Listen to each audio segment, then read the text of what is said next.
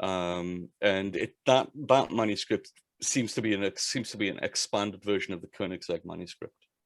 So he is out there, but this story again about him not only being an author of works, writing in his dotage, preserving his legacy. There were records found of some involvement he had in the murder of an aristocrat, where Talhoffer had been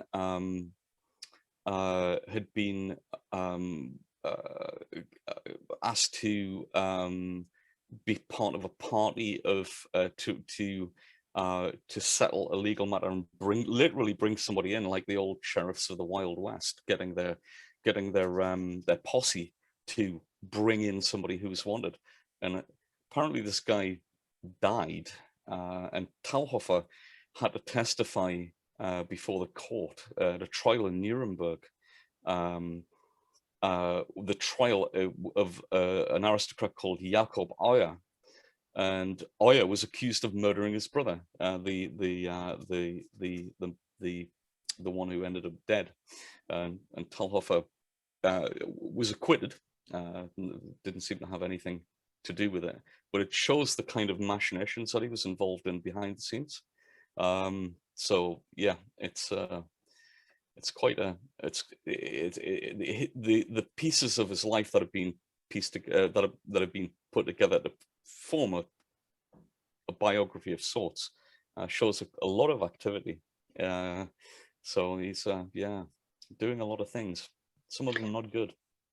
And he also has an extensive, some pages on wrestling. Yes. Have you tried those wrestling in your club of Talhoffer? So the Talhoffer wrestling and the Talhoffer dagger work is again, it's right up there with the best contemporaneous authors of the time. And yes, certainly we have played with some of them. It's not so radically different to a lot of what appears elsewhere. But again, what makes it stand out is the quality of the illustrations. Yeah, let me just show some of them for our viewers. Yes. Yeah. So yes, it's so again, it's looking not just at necessarily, you can divide this into different areas, spheres of interest. He's not just looking at the armored fighting or the judicial fighting or the fighting of the aristocracy, but also looking at the common fighting. Yeah. The kind of things that, a full swathe of society, how people fight. Bob, there is a saying that some people, correct me if I'm wrong, I read that Talhoffer actually was not a teaching manual, was a marketing manual. Is this correct? No, and the evidence doesn't stack up either. We know that Talhoffer was actively teaching. It might be true to say, to an extent, that every book of this period is an advertisement. If you produce a book, it is not a common thing. It's not a we look at the number of books in circulation today. Books are everywhere, very common. But while there are a lot of books in this period, by far they are unusual. They're expensive to produce.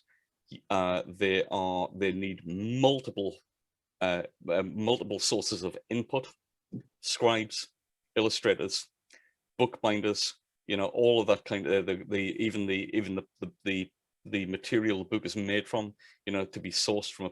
So and again, so you're going to need to involve almost a team to produce one. Even we look at now, we can Google, you can self-author on Amazon digitally.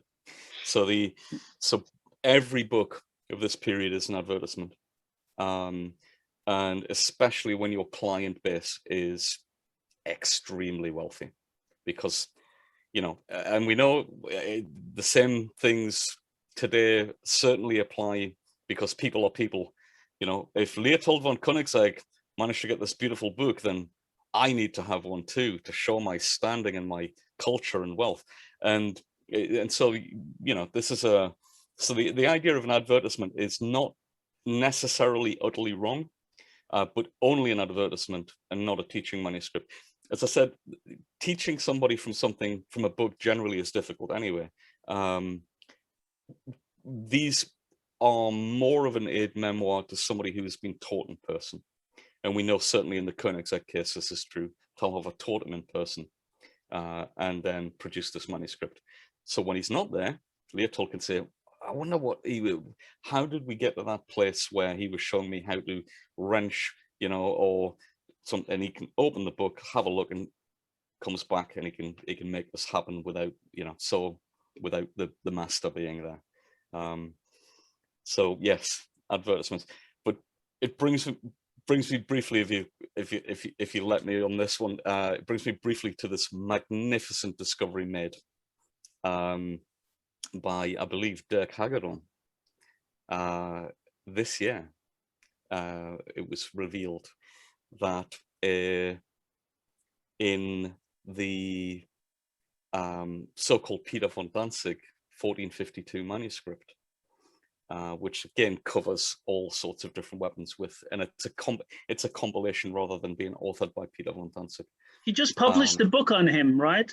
Yes. Together with Christian Tobler. Yes. So they found a redacted section in the original manuscript where something had been written and it had been partially erased, lines drawn through it, a box drawn around it, lines crossed. So they didn't want anybody to read this. And the scribe had put this in. And why it was redacted, we can only hazard a guess. But it says words to the effect of, it shows, the techniques surrounding it show if somebody goes around you, so we've made an attack, the attack has been displaced in some way and we go round, is that as they create the window, when they go round, you slice at their arms and hands.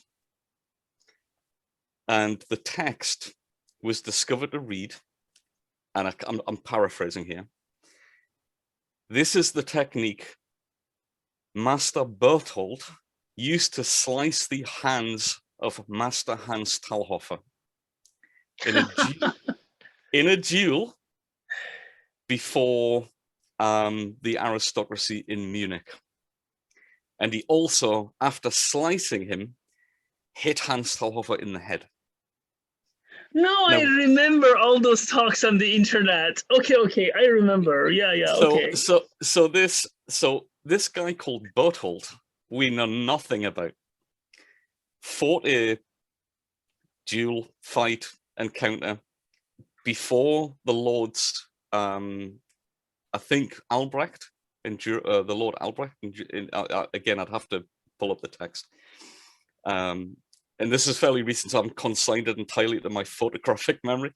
But yes, so Berthold, you imagine the exchange as the longswords move in, they clash. So Talhoffer has made a Zwerchhau, and he goes to the other side to make another on the left. And as he gets to this neutral point here, Berthold takes advantage and slices his arms. Okay, Bob, before you go ahead, what does slice mean? Slightly or really go through? He slices him. Now, we don't know the extent of the injury, but it was enough that Berthold not only sliced him, but was then able to hit him in the head. Okay. So it must have been pretty painful, because I think at that point he lost all ability, all willpower to defend himself. He's probably thinking, my hands. But this piece was redacted from the manuscript because, and this manuscript wasn't written by Hans Talhoffer. Now, why did they remove this? And that's an interesting question. Turf war? Would it have been a grievous insult to mention another fencing master being injured by somebody? So we really don't know.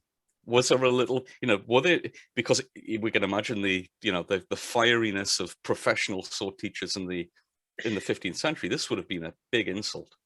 And so this was, it wasn't just, it looks like they've attempted to scrub it out with something, but the text, so the researchers, Dirk and Christian, managed to focus right in on the lettering that could be seen. And lo and behold, this message, this piece of history came out despite all the attempts to cover it up. And so we now know that Hans Toffer was fallible. He wasn't an all singing, all dancing, unconquerable fighting machine. I mean, who is? I mean, come on, who is unconquerable? I mean... Exactly. When you look at the manuscripts, though, and you see, I mean, Fiore's a brilliant example. Is I have fought, you know, I have broken many arms. You know, the kind of things that they write, which is like, you know, and so they do present themselves as being almost these superhumans. It's like it reminds me of Japanese tradition in Bushido, right? The same thing. I mean, come on. We see it in MMA today in very tough fights. Who can hold? I mean, the reign all the time. And people win and lose. And I think, and let me just comment. You know, it's very interesting. You know, years ago, if you compare, you know, these fights to MMA, they're fights. MMA is also a tough game. Yes. You know, there was a journalist. I forgot his name. An American sports journalist. He said, time for fighting fans. It's really time for fighting fans and also for fighters to get over this. Greek mythology, he called it. Oh, I come and conquer everyone. He said, for example, if you're a basketball player, if you're an American football player, if you're whatever sport, tennis player, you win and you lose, and no one has a problem with that, right? Yes. Only in fighting arts, people think this Greek mythology, you need to do this. You see what I mean? You win and you lose. So what? The immortal human ego. Exactly. Thank you very much. But you know, it's only in martial arts, Bob, not in other sports. It is, and I think I think certainly where men are concerned, and we know from the period notions of manliness that somehow you are less than a man if you lose. Yeah, it's why a lot of men, for example, today, something I've got a lot of personal experience in, is a lot of men today will not talk about their mental health, although the way they feel, because somehow they feel it diminishes them. Good point. And so fighting, I mean, there's the old, you know, that fighting is often closer than sex.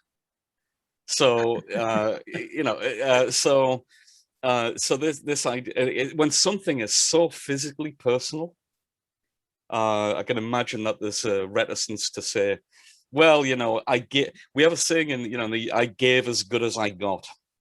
Is generally what happens when you get the crap beaten out of you by somebody, you know, and you say, well, you know, you should see the other guy. It's almost like a joke, as you know. So yeah, but certainly the interplay of masculine identity and ego, you know, certainly come into play with that. But yeah, I don't see. I mean, tennis players, on the other hand, if you see some of who was the Australian tennis player, really infamous for losing his temper, almost like he's been, you know, almost like he's woken up in the morning and somebody's crapped on his duvet, and it's so you see it in a lot of things, but yeah, tennis, you see. I do have to. Not like fighting arts. No. You know, you see that, what I mean, right? Yeah. I think certainly in MMA, when we look at the likes of UFC, and boxing didn't used to do this, but now it's become a facet of a part and parcel of boxing, and I think MMA drove this, is the trash talking before a fight. You know, when they have the pre-fight conference, and we never really used to see these flare-ups. I've been a boxing fan all my life, in a family of boxers, and you know, you used to see, you know, Muhammad Ali in his exchanges with his opponent, you know, used to say, you know, he'll come in and he'll make you look like a chump, and that was about as strong as it got. And then now you've got them facing off and punching each other in the press conference, and so I think the UFC drove that, because it's good for, especially when it's all televised, and especially when you're marketing to an audience who are paying to view that fight through the TV. And so I think there's been I think the media has actually has given rise to a lot of this kind of, I am gonna come and I'm gonna not just kill you, but I'm gonna kill your entire family. I mean, that was the thing with Khabib Nurmagomedov and Conor McGregor. Yeah. When Nurmagomedov, I mean, McGregor made the trash talk is, you are, you're this, you're that. But when McGregor was saying, insulting his religion, insulting his culture, and, insulting his family, and you think, yeah, this is too far. Yeah. And again, it goes back to what I was saying at the last time we spoke about the idea of martial arts being a culture of personal refinement, rather than kind of a might is right. The biggest, most bellicose person, is the one who we should be paying attention to. And we know from the historical record, certainly when we look back into the fighting manuscripts of the 15th century, that this kind of attitude is not prevalent. They're very modest in many respects. While we said, I've broken many arms, you'll find that, he'll also say, I would rather fight X number of times in the lists in armor than face one bout with a sharp sword, only wearing my everyday jacket. Yeah. So while there's kind of there's a lot of realism in this, as well as a lot of acknowledgement of that, yeah, this can be serious. So yeah, it's interesting to contrast the two cultures. Yeah. The European culture, martial culture of the 15th century, and popular martial culture of the 21st, and look for where they meet, and look for where they diverge. That's right. Yeah. And back to Talhoffer, you see some really violent images as well. Yes, we use Talhoffer's poleaxe quite extensively. In fact, we had a poleaxe class. Could you tell us why you use the poleaxe extensively? Poleaxe is a wonderful tool for many, many reasons. It is so utilitarian, can be used in so many different circumstances and have the advantage of a fight. So Talhoffer unusually for poleaxe manuscripts of the 15th century shows a lot of unarmored poleaxe. And the idea of fighting an unarmored fight with a poleaxe is frankly terrifying, because these things are designed to beat and punch holes in armor. That's the reason they exist. So the idea of using one to fight somebody who's out of armor seems to me it's a little gratuitous. It's maybe a bit of overkill, but the idea of using one, the beauty of using a poleaxe. I often say, for example, when you're using the long sword and your hands are in this position, using the poleaxe is like having two swords at once joined at the pommel. The whole weapon is, you can use every part, much like a staff, a bow, or a jaw. You can use both ends equally as well, and it provides this massive defensive capability, far superior to a sword in many, many respects. Yes. If I was going to fight, if you're going to fight somebody in armor, for example, this is what yes, we see all the manuscripts where we use the sword in the half sword, the Halbschwert position, and we go in because effectively we're turning the sword into a miniature poleaxe. Sword is very a sword is very versatile, whereas a poleaxe is a poleaxe. It's there's a beautiful description from 15th century Italy. I am the poleaxe, ponderous, cruel, and immortal. Which you think, yeah, that sums it up. So yes, but his depictions of unarmored poleaxe fighting, we can see the equivalent in the armored poleaxe sections, for example, of Paulus Cal and other contemporaneous manuscripts. Mm-hmm. But his unarmored poleaxe is interesting for the way that the footwork differs. Mm-hmm. Much bigger movements, because you're not wearing any armor. You have to get the hell out of the way when somebody's swinging this 6-7 foot pole with a steel head at you. So Cal we see is very upright. You know, he's in full harness, very upright. Fiore's pole axes are very short compared to these ones. But when you look at Talhoffer, you've got these massive cross steps where he's literally turning the whole body through to use the movement to assist with because he can't to avoid strikes, but also to assist with finding openings. Where in full harness, it's not really possible. So again, just offers us just another glimpse into the bigger picture. Do you know when I before you mentioned that this Talhoffer, right? I mean, before we started to talk about it, this is Eagle, right? You know, it's very interesting. When I look at sword and buckler here, right? Yes. They don't do this tradition of 133 where they hold them together. Now, that's interesting because if you look at some of the positions Talhoffer shows, they are in 133. So there's a direct link. We can see Talhoffer's buckler tradition seems to be linked to common things that we see, not just in 133, but in very early buckler work. So the position, for example, of the prima custodia from 133 with the buckler held out and the sword held backwards under the arm like this appears continuously in German but materials. look. Yes. Yeah. So we do see some. So this idea of the hand. Yeah. He's not holding his buckler with his sword hand. No. And so where this gets interesting is that there is a contemporaneous manuscript to at the time Talhoffer was alive, which is the manuscript of Peter von Danzig, which has sword and buckler from Andres Liegnitzer.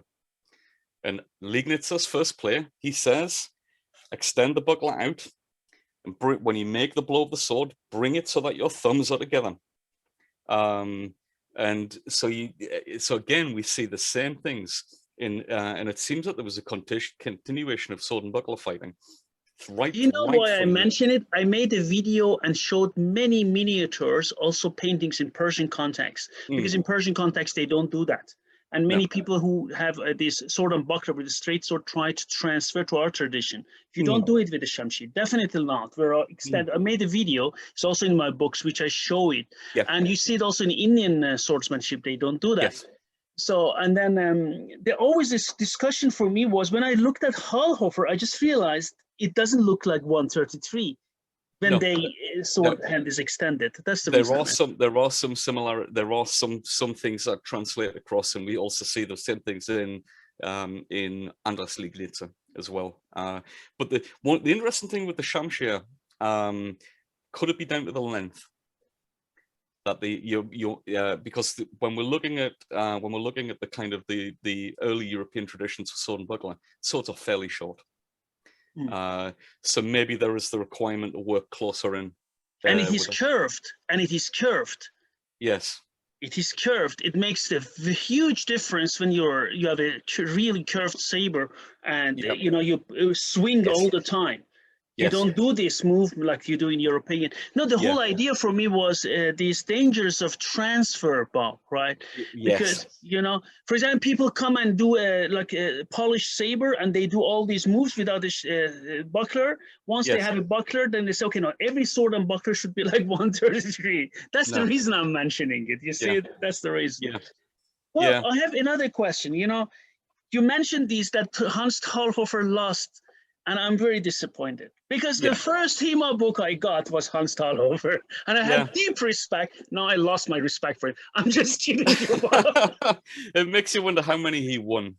No, I'm just kidding you. They should maybe have a box rec, with how many wins, losses, draws, no contests. No, I think it's just also a question of age. Once you're very young, you always look at these things. Once you reach a certain age, you see that then, a fighter's worth is not about the number of fights he won or lost, is about his legacy, right? Yeah, and also about the fact that you're alive, to talk Yeah. about it. Yeah, Yeah, so exactly. Yeah, that's yeah. true. That's true. And Bob, just one more question. The swords he represents. So you said there are two-handed long swords. Okay, Yes. sword and buckler. I saw that. Yeah. And what other type of sword does he? Is there any Messer. other? So Oh, he has the That's right. Messer. Yes. Messer, right? That's right. And in some instances, in the 1459 edition, for example, Messer and buckler, which is very unusual. Oh, he has them. Okay. Yeah. I mean, sword and buckler and Messer and buckler are pretty much interchangeable, but the Messer only has really one long edge. So it does change the dynamic. And you know, so when we see, you know, there was an old argument that, you know, though these things are interchangeable, like what you can do with an arming sword, you can mostly, you know, what you can do with a Messer, you can mostly do with an arming sword. But the fact that you've got one edge, plus you also have the nagel, does make a difference. Yeah, And absolutely. the other thing with messers as well is if you're moving your hands anywhere close to one another, and you've got a long cross on your hilt, if you're working close into a buckler with a long cross, you can collide. I do this occasionally. Messer crosses can be fairly short, if in some cases almost non-existent. And so these things do make a difference. But again, that's more into the field of experimental archaeology.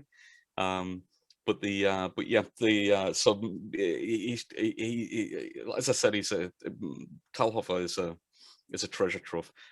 I will send you a full color copy of a PDF of the 1459 manuscript, so that you can have a look and compare it to the 1467, because the 1459 is this crazy cornucopia of things.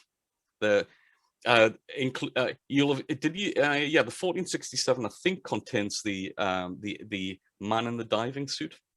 I think so. Yeah. Yeah, well, there's even more of that in the 59 edition. Some very strange things in it. Very interesting, very interesting. That's beautiful to talk about it. But now, when you mentioned that, I started, just going through the book, and I see him again and again in pictures. You're right. Now I recognize his face. Right? He has a face that is it's one of those faces that only belongs in a textbook.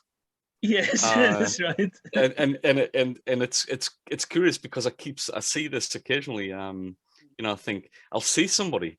There's a Hungarian musician I like, belongs to a Hungarian folk band, and he looks like he just stepped out of a textbook. He has one of those faces, but again, the beauty with Talhoffer is the accuracy of the depictions. You can see that, these are real people, and that's what I love about it. It's that, you're getting a glimpse in even some of the expressions on their faces. It's that those little bits of humanity that are there to remind us that we're not looking at a comic book. This is somebody's life recorded over the period of 40 years. I mean, illustrations are way, way better than Fiore. That's for sure. Fiore's Getty the Getty version of Fiore's manuscript is the figures in that are beautiful. But the Talhoffers are so clear in terms of the small features. Yeah, I mean, facial expressions, for example. Yeah, so the small features, the way that, and again, I had a conversation with a student last night about how much can we infer from the illustrations, and I said, in a lot of instances, the illustrations are conveying a social ideal, and if we look at the difference between, for example, Hans Talhoffer and Joachim Meyer, who wrote the Kunst des Fechtens in 1570. Meyer at that point is in, sorry, I don't know, go away. Meyer in 1570 is at the point of the neoclassical revolution. So that inspired by the Renaissance, where this idea of the Greek model of perfection. You look at the illustrations of the fences in Maya, and they're all like Greek gods. Like every muscle is defined. You look at Hans Talhoffer, pot belly, long arms, long legs, and so they're telling you something about what they consider to be desirable attributes. And so again, we're getting a little glimpse of the... You're right, I never paid attention. They all have pot belly almost. Yeah, and we're getting a little glimpse into the insight of what's viewed as being aesthetically and culturally admirable. The idea of, but again, so they're not necessarily anatomically correctly proportioned in the earlier manuscripts. Whereas if you look at Maya, you'll see they're just rippling with muscles, because of course there's a heavy influence at this time in Maya's time with the classical world. And again, you even look at the architecture in Maya's manuscript. There's this. The whole thing is a kind of neoclassical explosion of aesthetics. Very good. Thank you very much for this beautiful introduction and talk on Hans Talhoffer. Very welcome. Yours. Thank you very much. Do you want to add something on Talhoffer for us? Did he have children, by the way? Do we know? I'm not aware of any record of that. I would imagine he was most likely fairly. I would imagine there will be. Well, his name.